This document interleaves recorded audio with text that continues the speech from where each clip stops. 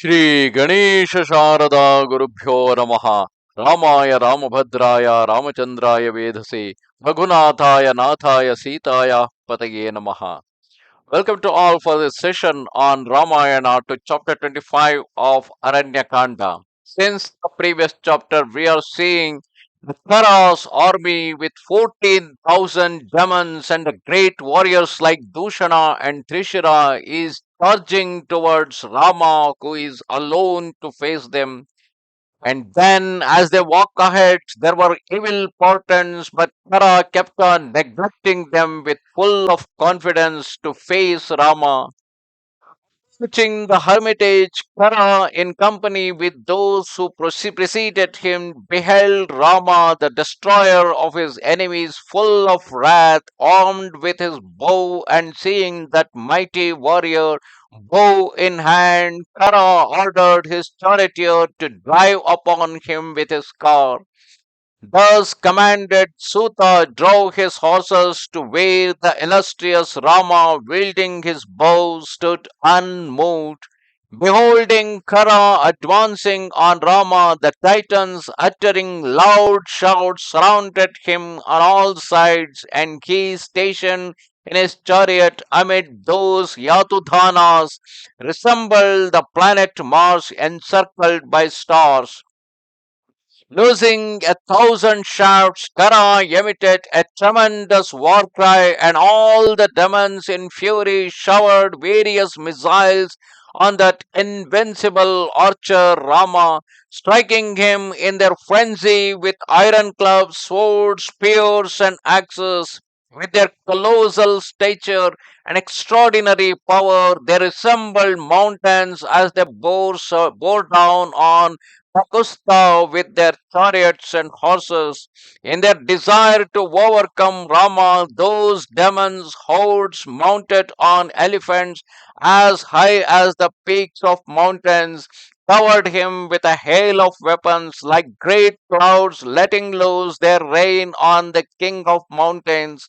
And Raghava was hemmed in all the sides by those ferocious looking demons as at evening time, Mahadeva is surrounded by his satellites, as so was Rama beset by the lances of Titans, but the prince received the missiles hurled against him as the sea receives the rivers that empty themselves therein. As the Himalayas remain unmoved when struck by lightning, so did he when those dreadful weapons tore his flesh. Pierced in every limb, the blood gushing forth on all sides, he resembled the evening sun enveloped in cloud. Beholding Rama encircled by thousands of titans, the gods and sages were profoundly moved. But he, growing enraged, bending his bow like a sickle, let loose hundreds and thousands of pointed shafts that could not be intercepted and carried death to those they pierced. As if in sport in the battlefield, Rama let fly countless arrows furnished with herons' plumes tipped with gold, destroying innumerable titans like the nose of death itself. Unconcernedly loosed by Rama, those arrows passed through the demons' bodies and stained with blood, flew through the air like blazing torches. Countless shafts drawn from Rama's quiver fell in hundreds and thousands, robbing the demons of their life's breath. There are bows with their bows, their banners, their shields, and their armor, their arms embellished with ornaments, and their thighs resembling the trunk of elephants.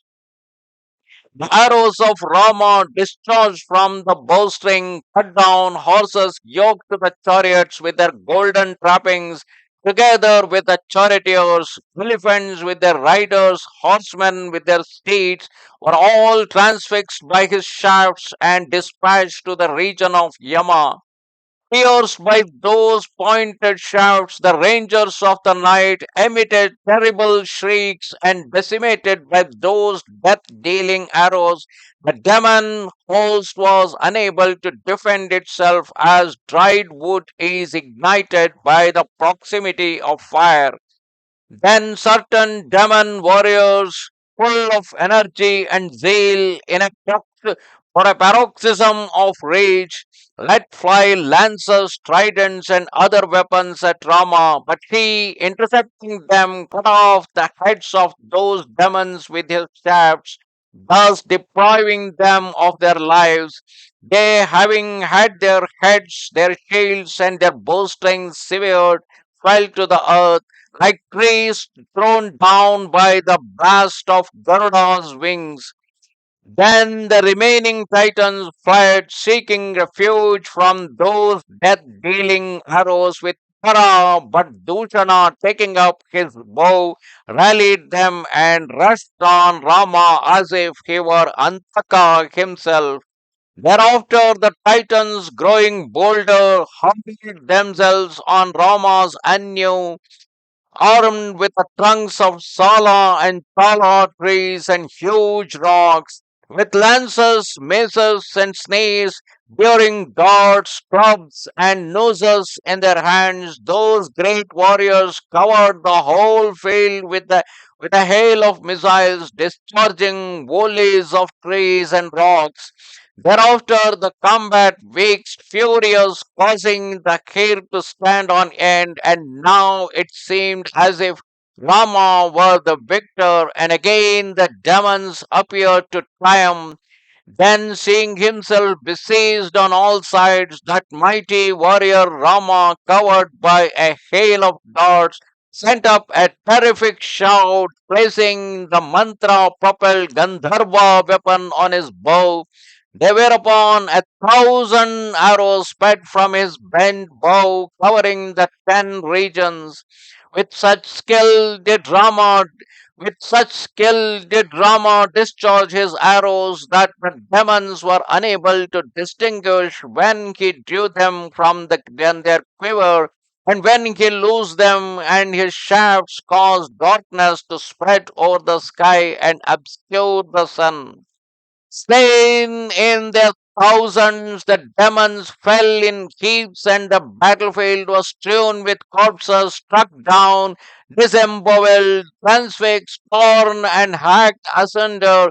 They could be seen in their hundreds, and the ground was scattered with heads wrapped in turbans, arms encircled with bangles, thighs and torsos with their ornaments, horses, mighty elephants, scattered chariots, chowries, fans, umbrellas, and standards of every kind. And beholding the slain, the remaining demons were afflicted and unable to withstand Rama, that captor of hostile citadels further. Thus ended chapter 25 of Aranya Kanda in Ramayana. Namaste Sharada Devi Kashmira Puravasini Twamaham Prarthage Nityam Vidya Danancha Dehime. Bye.